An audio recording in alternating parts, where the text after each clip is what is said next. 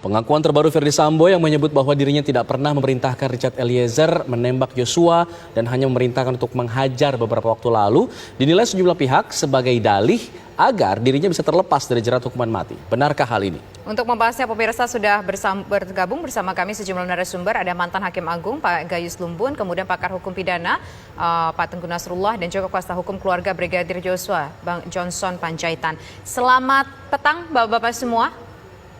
Selamat petang. Ya. Selamat petang Prof. Selamat petang Pak Nasrul. Ya. Pertama saya ingin ke kuasa hukum dari keluarga Brigadir Joshua terlebih dahulu. Kalau misalkan kita menelisik bagaimana berjalannya persidangan hari ini, sudah kita dengar ada 2 dakwaan yang disampaikan oleh jaksa. Tanggapan dari pihak keluarga? Akhirnya kita sampai pada titik yang sangat mengkhawatirkan. Hari ini mulai disidangkan kasus ini dan kita harus menerima kenyataan bagaimana isi dakwaan dan konstruksi dakwaan yang dibuat oleh jaksa penuntut umum. Nah, saya kira di sini pertarungan sudah dimulai, akan tetapi saya terus terang saja sangat kecewa betul terhadap apa yang telah dilakukan oleh institusi kepolisian, dalam hal ini Mabes Polri yang katanya dipimpin oleh Jenderal Sigit dan di backup oleh Presiden. Ternyata hanya kayak begini aja dakwaannya, ya. Tidak sungguh-sungguh benar membongkar betapa lembaga yang kita sangat cintai ini mampu membongkar dan membawa kasus ini secara terang benderang dan memudahkan supaya jaksa maupun hakim untuk menyidangkan perkara yang menghancurkan institusi kita ini. Jadi maksud Bang Johnson masih ada yang ditutup-tutupi Bang, dakwaannya belum lengkap begitu? Ya, terus terang saja dakwaannya memang masih banyak bolong-bolong yang bisa digunakan, tetapi yang sangat mengecewakan saya adalah penghalusan-penghalusan kata. Sampai sejauh mana itu pertemuan dengan Kapolri itu? Ya, bagaimana pertanggungjawaban Kapolri di hadapan Presiden dan di hadapan masyarakat kalau kayak begini aja? Bang Johnson, ada Ya. kekecewaan. Abang menyebutkan penghalusan kata. Begitu, penghalusan kata seperti apa? Di poin apa persisnya Bang Johnson dan pihak keluarga merasa kecewa? Ini harusnya ada dalam dakwaan. Seperti apa Bang Johnson? Apa mungkin bisa dijabarkan satu persatu? Itu dibacakan, ada ya, terutama memang ternyata benar ini bukan hoax, bahwa jenderal-jenderal termasuk Jenderal Sambo dan siapa ini Karo Paminal ini lapor dan bertemu dengan Kapolri atas semua ini. Masa Kapolri cuma begini aja sih membongkar kasus ini dan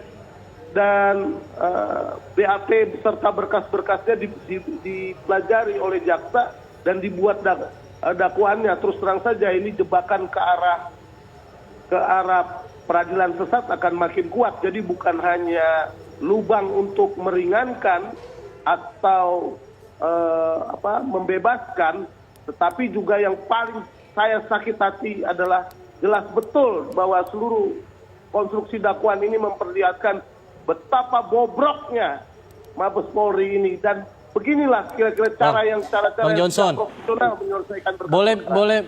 Boleh kami minta contoh konkretnya yang Anda sebut sebagai bobroknya Mabes Polri di sini, lalu kemudian dakwaan yang tidak lengkap, banyak peradilan sesat, jebakan-jebakan. Mungkin Anda bisa kasih contoh konkret sehingga pemirsa juga bisa mengerti. Yang saya tadi jelaskan, ternyata di BAP itu dan itu dikonstruksikan di dakwaan, ya baik Sambo maupun Karo Paminal dan beberapa jenderal lain melapor kepada pimpinan. Ya. Itu ditulisnya melapor kepada pimpinan, ya.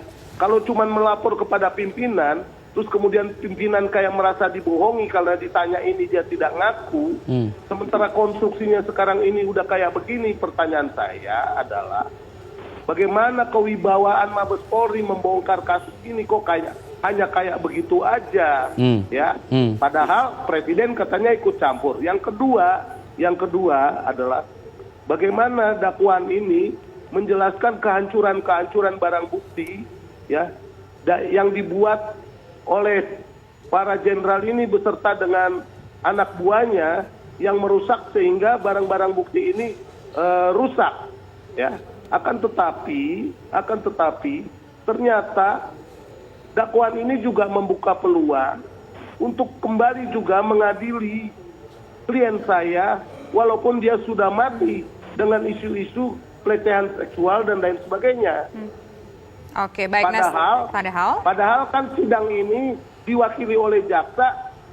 Jaksa mewakili korban untuk atas nama negara untuk mengadili ini. Nah, sementara siapa yang melakukan perlindungan dan membela klien saya sementara klien saya sudah di kuburan? Oke, Ya, baik. Oke, baik. Nah, sekarang saya ingin ke Pak Gayus. Pak Gayus, apakah memang ada kecenderungan bahwa ini akan terjadi pelemahan hukum di sini dan juga justru mendorong kepada Joshua ini adalah sebagai orang yang harus diadili juga?